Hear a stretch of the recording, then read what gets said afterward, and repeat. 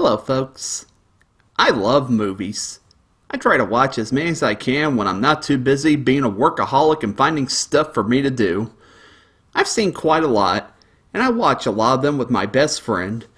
There are plenty of movies I love, and then there are the movies I don't like. But then there's a special kind.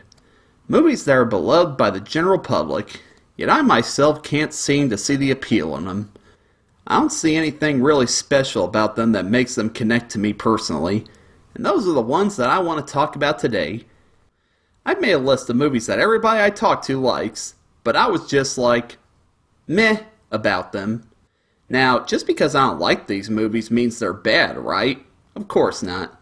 These are just my own personal opinions, and if you love them, great. If you want to kill me for not liking them, I'm calling the cops. So sit back and enjoy the top 12 movies everybody likes but me.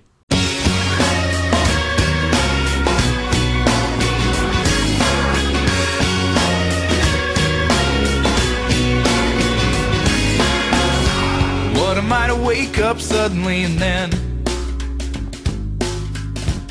enroll at the local college, earn me a degree and I could work weekends? The Sixth Sense. I like to start out by saying that this movie came out when I was 6, so I wouldn't have been allowed to watch it until much later. In the meantime, the twist ending was ruined for me. Thanks, pop culture! But my best buddy insisted that I still watch it. So I went in knowing the twist, and I felt, surely a movie this beloved has more than a twist ending going for it. No, it doesn't. And it kills me to say that, knowing that I'll never get to experience the first time of witnessing the twist without knowing about it. But at the same time, I still need to look at this as a movie by itself. And, sorry, it just ain't that impressive. It's just a simple ghost story with a twist ending nobody saw coming. So, how does that leave somebody who knew the twist going in? It left me with watching the usual Shyamalan fare that you get with all of his other movies. But for some odd reason, people universally love this one, even though it's pretty much got all the awkward dialogue, stilted acting, and unintentionally funny camera movements that all of his other films have. I knew after the first 20 minutes that I wasn't going to take this movie seriously. So, I just enjoyed it in my own way, laughing at how silly it is. Yeah, I said it. Those little jump scare moments that everybody said scared them, I thought they were hilarious. Remind me again how a ghost girl spitting up food is scary. Not to mention that this movie is so bipolar on what it wants to be. Does it want to be a serious drama? If so, how do you expect audiences to take a movie about ghosts seriously? If it's supposed to be a horror movie, how can you expect a few scary moments to be scarier when you establish that the ghost can't hurt anybody? Just, nothing made sense to me. I will say that the acting by Haley Joel Osment is great, and it shows that kids can be good actors. Not to mention that Bruce Willis proves why he's one of my favorites. But this movie didn't leave me with a lot to work with, for me at least.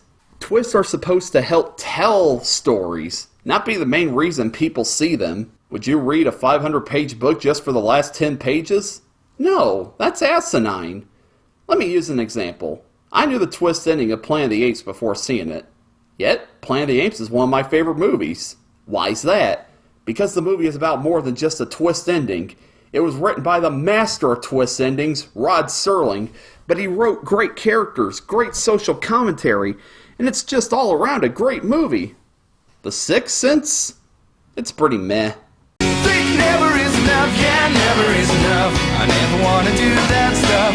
I think never is enough, yeah, never is enough. You never have to do that stuff. Aliens. Yeah, I said it. Yeah, one of the best sequels and action films of all time. Can you believe I tried to watch this movie 3 times? The first time I watched it, I got bored and started throwing halfway through. Then I was like, okay, maybe I should give this another chance. So then I gave it a second chance by myself, watched it all the way through with no interruptions, and I was like, that was pretty underwhelming. Finally, I watched it with my best buddy, and I was like, okay, cool. The first 2 times were flukes. Now I can enjoy this movie for how great it is. Nope, it still didn't do anything for me. And it kills me to say that because I love movies that use practical effects and those old-fashioned Hollywood summer movies. But dagnab, something about this movie just didn't impress me. I guess the action scenes just didn't stand out to me. I also can't buy the fact they had such a hard time getting rid of one xenomorph in the first one, which I feel is a much superior movie, yet they easily dispatch many xenomorphs in this one.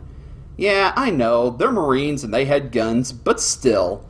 This movie does a good job of building suspense and making all the worst case scenarios happen. But I just don't remember anything that stands out to me. Other than this line. Game over, man. It's game over.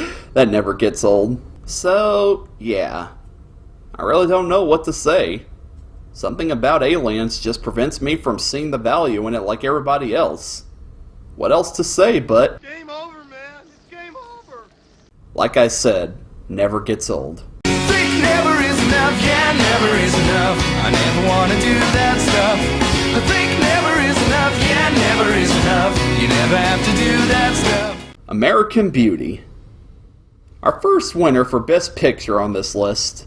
So, in this Oscar-winning movie, Kevin Spacey plays a middle-aged man who's going through a midlife crisis, and he falls in love with his daughter's high school cheerleader friend, going as far as to have sexual fantasies involving her. Did I mention this movie won an Oscar? So, when that creepy imagery is out of your head, all these characters get wrapped up together in a series of events I won't spoil. So, the moral of the story is even normal people have secrets to hide, and deep down, nobody is normal. Great message, boring movie. Seriously, this movie was a snore fest. I had to read the Wikipedia synopsis just to remind myself what happens. It feels like the typical Oscar bait movie. Just something that's dramatic and down to earth for the heck of it. It's a very pretty looking movie for a drama. But that being said, so boring. So boring. Maybe I might watch it again sometime down the road and enjoy it. But that sure as heck isn't happening anytime soon. Think never is enough, yeah, never is enough. I never want to do that stuff. I think never is enough, yeah, never is enough. You never have to do that stuff. Ted. Yeah, I know. I made a review of this movie a few years ago. It was less than pleasant.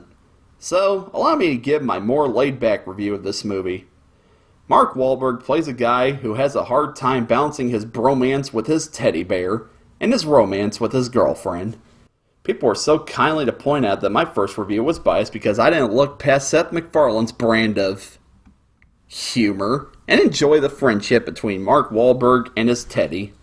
Well, it's hard for me to care for these characters when every other scene they're smoking weed, bantering with each other, or making poop jokes. Sorry, that's just not my brand of humor. And I find it hard to find any kind of emotion in this movie when it's constantly flip-flopping between college dorm room comedy and feeble attempts of having a heart. And it's hard to look past all that Seth MacFarlane humor in this movie when, you know, it's directed by Seth MacFarlane. Don't get me wrong, he's talented and I know he can be funny, but I think he's letting all this attention go to his head. He's becoming too ambitious and trying to succeed and be known for more than just Family Guy. Good for him. But think of it this way. Would you rather be known for one good thing or several mediocre things? I think he works better behind the camera than in front of it. And given most of his recent projects, I think people are starting to catch on to that. And now he's even making a new series called The Orville, which is coming out this fall.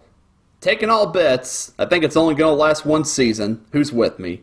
Joking aside, while I didn't get the humor in Ted, I did like Mark Wahlberg's performance. And of course, Mila Kunis is fun to look at.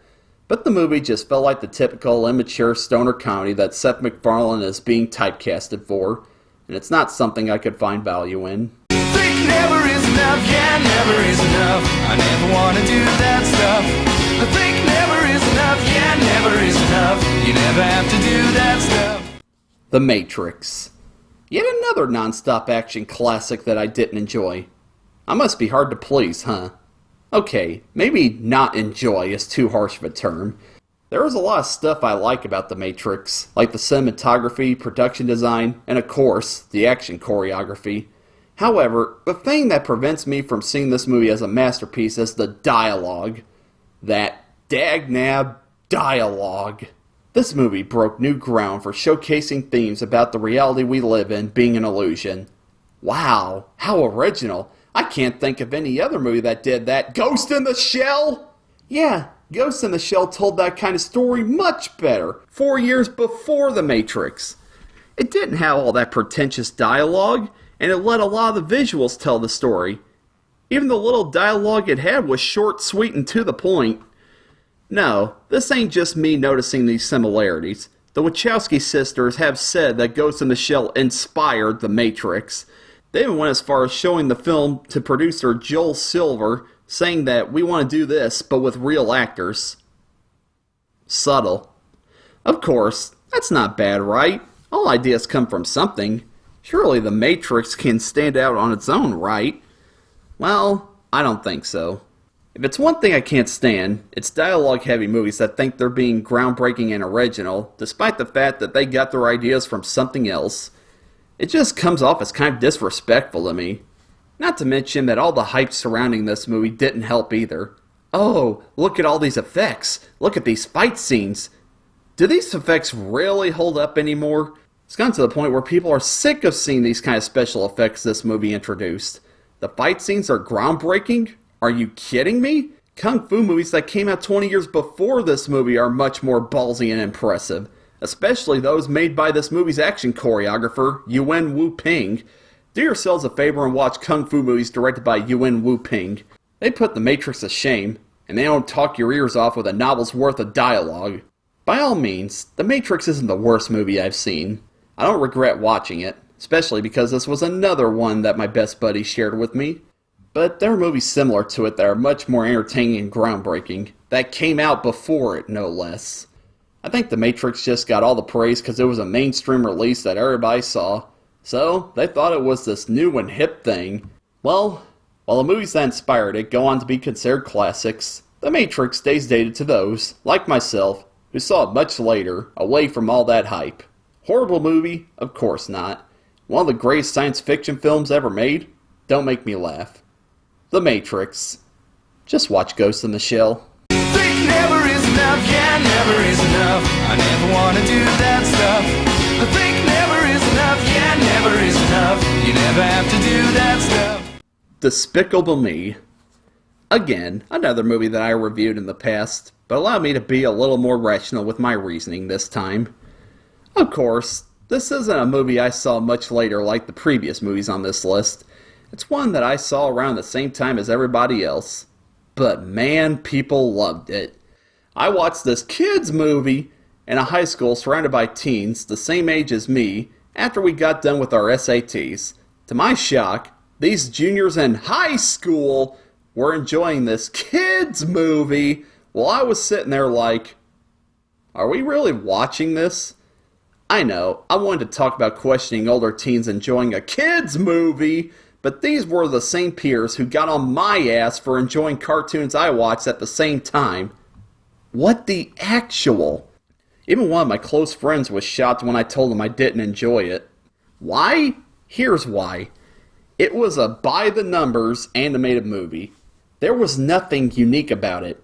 It had the basic plot of a villain trying to be a villain who adopts 3 cutesy girls for the old ladies and the young adult males to go "aww" at. He turns out falling in love with the girls, and then he becomes a good guy. And above all else, it had the little annoying sidekicks that were the only reason this movie got raped into a franchise.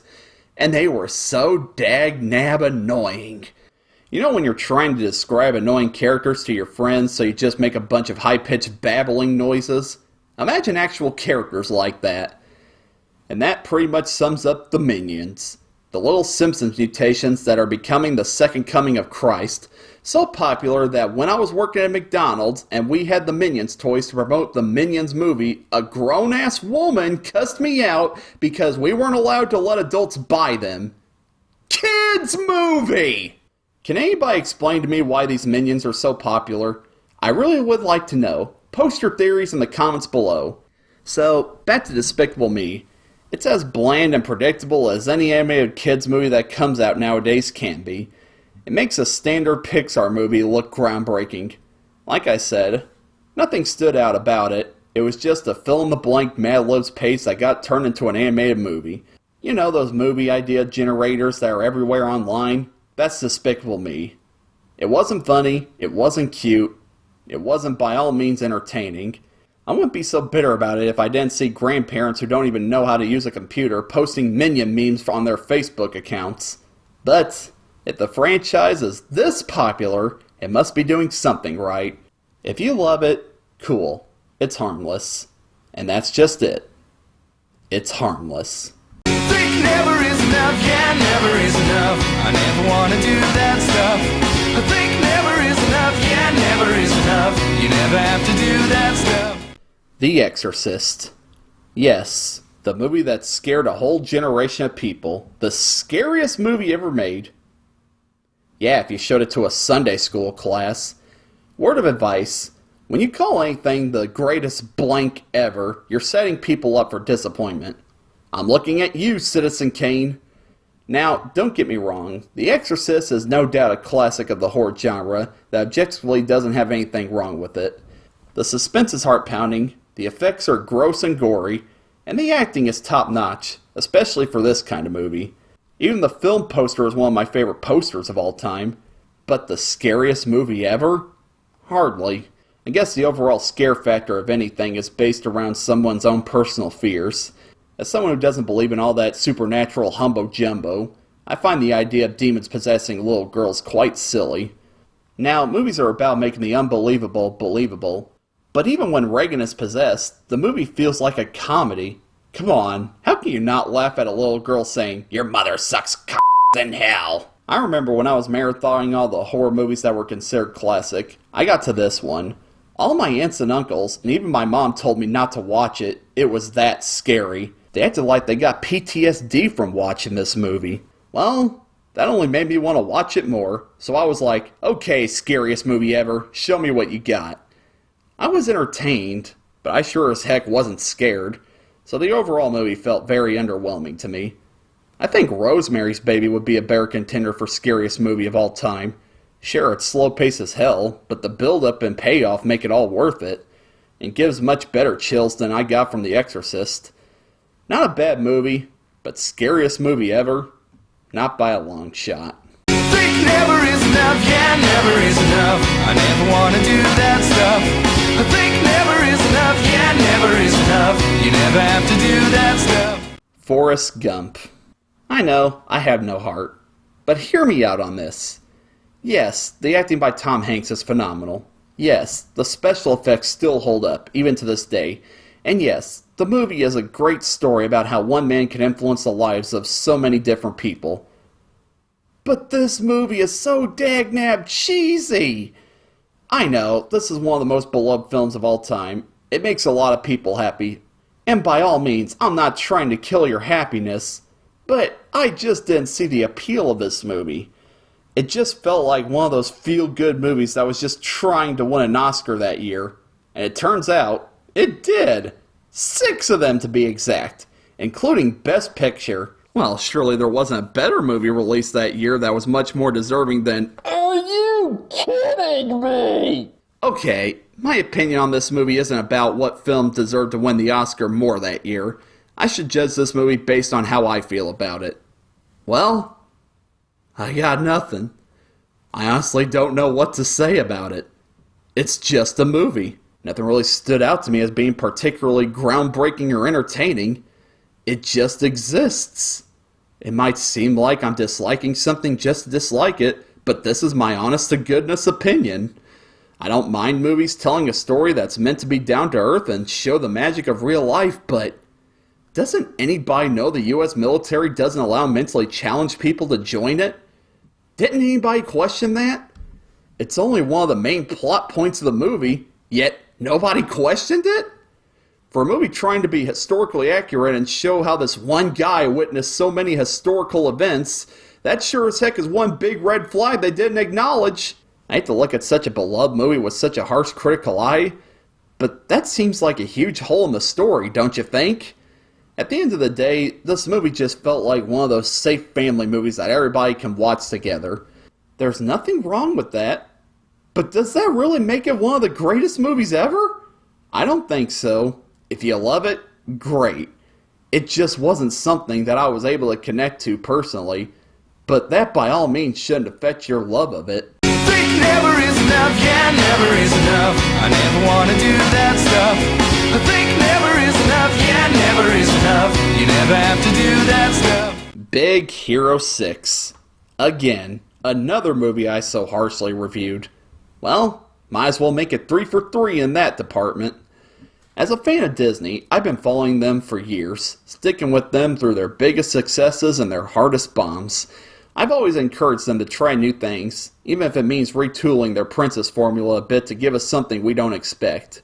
When I first heard they were doing Big Hero 6, I got excited. Disney making an animated movie based off of a superhero group? That sounded great.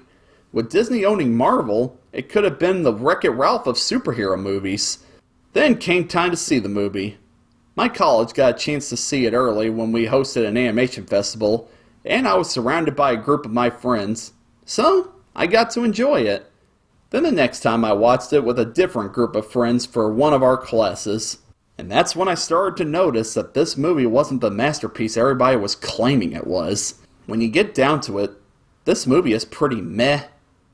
Disney was trying something new without actually doing something new. It was the typical superhero movie about a kid who's clearly voiced by a 20-year-old who goes through something tragic in his life that inspires him to become a hero and stop a generic villain whose identity you're not supposed to predict, but because every dagnam movie has a twist now, it's getting easier to figure out that the villain is going to be somebody you don't expect. Hint, hint! But it's okay. Hero is joined by a cast of interesting characters, like the cowardly black dude, the laid-back surfer dude, the nerdy bubbly girl, and the goth Asian girl. And let's not forget the squishy lovable sidekick. Wow, so creative. I can understand why people wouldn't like Frozen. It's overhyped, it's commercial, and you've heard all the songs to death. But give it credit, it at least had twists and turns and tried some new things with the overused formula. Big Hero 6? What stood out about it? I sure as heck can't think of anything. The visuals were impressive, and the action scenes were very well animated, but when I think of this movie, I just see it as a missed opportunity. Disney had this product in the palm of their hand that they could have done so much with it to show that they have balls. But at the end of the day, it ended up being a kid-friendly superhero movie. That's not what I expect from Disney. But it was a good effort, and they tried something new, and it just didn't connect to me personally. But a lot of people love it, so I guess it did something right. But for me, just give me another animated musical about a princess. Think never is enough, yeah, never is enough. I never wanna do that stuff. I think never is enough, yeah, never is enough. You never have to do that stuff. Star Wars. Which one? Everyone! Yeah, they're only the most beloved movies of all time. The movies that changed filmmaking forever. The movies that everybody and their grandparents have seen. The movies that I'm sick of them. Everywhere you go, Star Wars this, Star Wars that. What is up with Star Wars? Okay, like everybody, I saw Star Wars at a young age, and seeing these movies with the imagination of a little kid, they were great. But as I got older, and the hype started to continue, and the new movies started to come out, it got to the point where I was like, alright, I get it. They're good movies. Can we shut up and talk about something else for once? There's really nothing wrong with these movies objectively, but I think this is a case of overhype killing a franchise. I started to watch more movies as I got older, and I noticed that a lot of the elements of Star Wars were borrowed from a lot of other movies. And I'm cool with that. Like I said, all ideas come from somewhere. But I don't know why I don't love these movies anymore. I guess they don't age well, but that's never bothered me before when it comes to movies that could be considered dated. Maybe it's because they're too similar to movies I've seen and that I feel there's no point? Well, no, they still add new things to make interesting stories. Or maybe it was just me reading about George Lucas behind the scenes and all the changes he's made to these films. If it's one thing I can't stand, it's altering art. If something is the way it is, leave it. art is supposed to be a time capsule to show how things were like back then. It's also made to showcase everything that was put into making these ideas come to life. But George Lucas feels the need to put a CGI dance scene in Return of the Jedi. 'Cause that added so much to that movie, didn't it? Okay, Lucas, you want to alter history like that? Fine, do it. Just don't make it the only versions of these movies that people can watch. I probably wouldn't feel so bitter if I had the option to watch these movies unaltered, as they were originally seen. But the only ones that get released nowadays are the enhanced versions, and that doesn't seem fair. So, this lack of care in preserving works of art caused me to develop an adamant attitude towards these movies.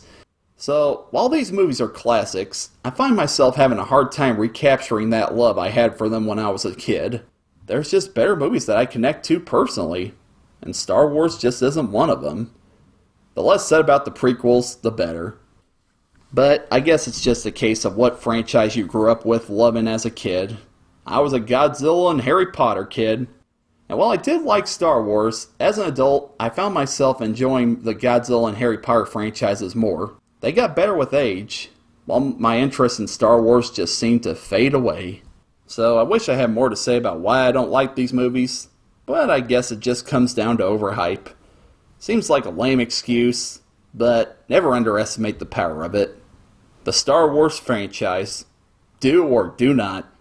You can't get me to like these movies again. Think never is enough, yeah, never is enough. I never wanna do that stuff. I think never is enough, yeah, never is enough. You never have to do that stuff. Interstellar.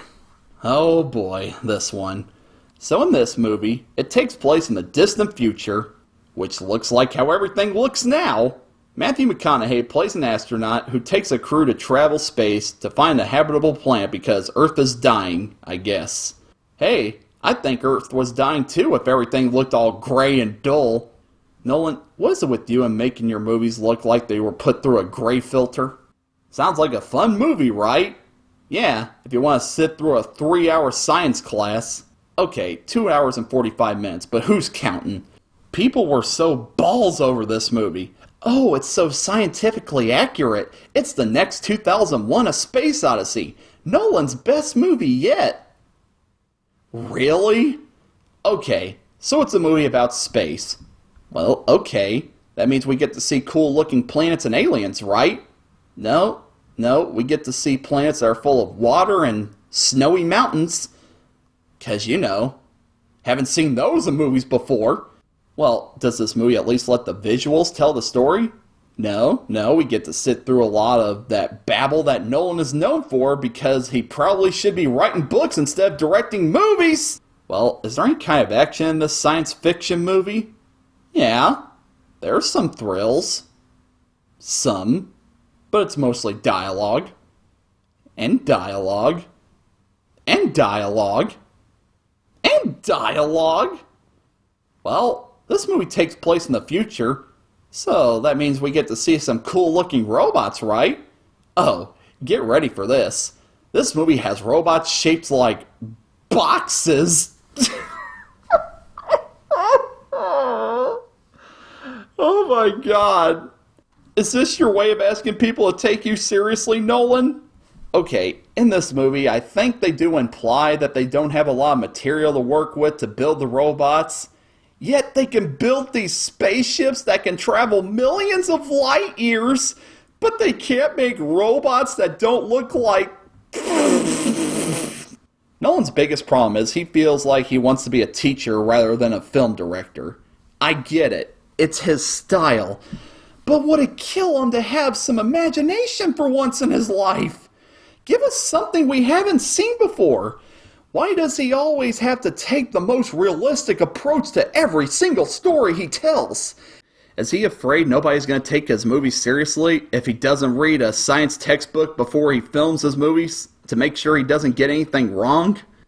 Here's the thing, Nolan. A lot of people don't watch movies to be lectured. They watch them to be entertained. Entertain people! I know you have it in you. The Dark Knight trilogy was fun, Inception was cool, and Memento was your best movie because it was low budget, so your style felt best suited for it. And now that Dunkirk is coming out, your fans won't stop talking about how great it is. The movie hasn't even come out yet. Now, don't get me wrong, I don't hate Nolan. He's one of the most talented directors out there right now, and he's given us summer blockbusters that make us think. But don't you think, hear me out on this, he might not be the next great director everybody is claiming he is? He's good, don't get me wrong, but is it wrong to consider that maybe his movies don't have the tiniest bit of problems with them? Especially this one. But Ben, it's scientifically accurate. Just because it's scientifically accurate doesn't mean you get an entertaining movie out of it. This movie may feel like porn to somebody who is into all that spacey stuff, but where does that leave the people who just want to watch a movie and not have to have their ears talked off while watching one? Matthew McConaughey's performance is great and all, but this movie was just a chore for me to sit through. Nolan, you're okay, but you're not our science teacher. Try to have a little fun with your next movie, please. That's all I ask. Think never is enough, yeah, never is enough. I never want to do that stuff. I think never is enough, yeah, never is enough. You never have to do that stuff. E.T. the Extraterrestrial. Yeah, that's right. This movie that touched the hearts of so many kids and adults. I can't stand it. This classic that stands the test of time, it disgusts me. This movie that made Ronald and Nancy Reagan cry has me gagging every time I think about it. I do know I watched it as a kid and barely remembered anything from my first time experiencing it. So, I watched it again as an adult, hoping to see all the magical and whimsical heart that so many other people saw in it.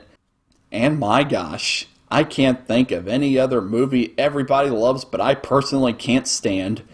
The acting by the kids in this movie is so bad. Elliot has one of the most annoying voices I've ever heard in any media, and he's the main character of the movie. Oh, God! What? E.T., can you say that? Can you say E.T.? Imagine listening to his voice for 2 hours. Doesn't account for a very pleasant viewing experience, does it? I get it, he's a kid, but still. And not to mention, after seeing this movie, I barely remembered what happens in it. I remember a lot of E.T. watching TV.